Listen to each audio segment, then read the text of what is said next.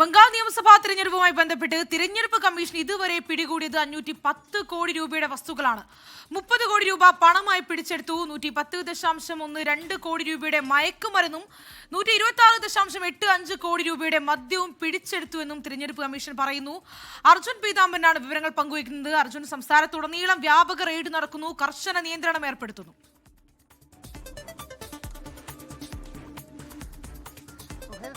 പശ്ചിമ ബംഗാളിൽ ഈ വോട്ട് സ്വാധീനിക്കാനുള്ള വസ്തുക്കൾ കണ്ടെടുക്കാൻ ഏകദേശം 2700-ലധികം ഫ്ലൈയിങ് സ്ക്വാഡ് സംഘങ്ങളെയും അതുപോലെ 3100-ലധികം സ്റ്റാറ്റിക് സർവൈലൻസ് സംഘങ്ങളെയുമാണ് പശ്ചിമ ബംഗാളിൽ തിരഞ്ഞെടുപ്പ് കമ്മീഷൻ നിയോഗിച്ചിരിക്കുന്നത്. അവരുടെ റെയ്ഡുകളിലാണ് ഇപ്പോൾ ഇത്രയും വിലമതിക്കുന്ന വസ്തുക്കൾ കണ്ടെത്തിയിരിക്കുന്നത്. 510 കോടി രൂപയുടെ വസ്തുക്കൾ കണ്ടെത്തിയിരിക്കുന്നു എന്നുള്ളൊരു ഔദ്യോഗിക വാർത്താക്കുറിപ്പിലൂടെയാണ് ഇപ്പോൾ എന്തായാലും തിരഞ്ഞെടുപ്പ് കമ്മീഷൻ സ്ഥിരീകരിച്ചിരിക്കുന്നത്, പുറത്തുവിട്ടിരിക്കുന്ന ഇക്കാര്യം.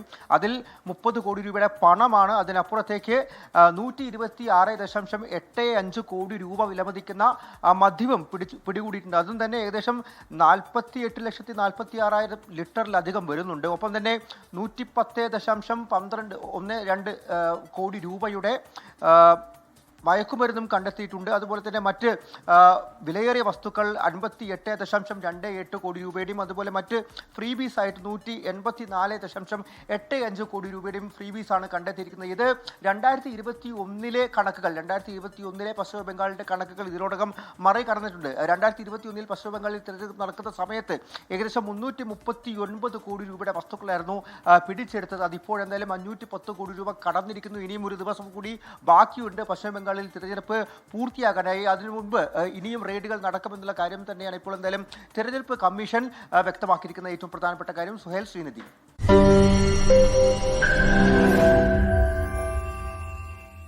ലോകത്തെവിടെയായാലും ഏത് സമയത്തും 24 വാർത്തകളും ഓഗ്മെന്റഡ് റിയാലിറ്റി പാക്കേജുകളും എക്സ്പ്ലെയിനറുകളും വിശദമായി കാണാൻ ഞങ്ങളുടെ യൂട്യൂബ് ചാനൽ നിങ്ങൾക്ക് സബ്സ്ക്രൈബ് ചെയ്യാം.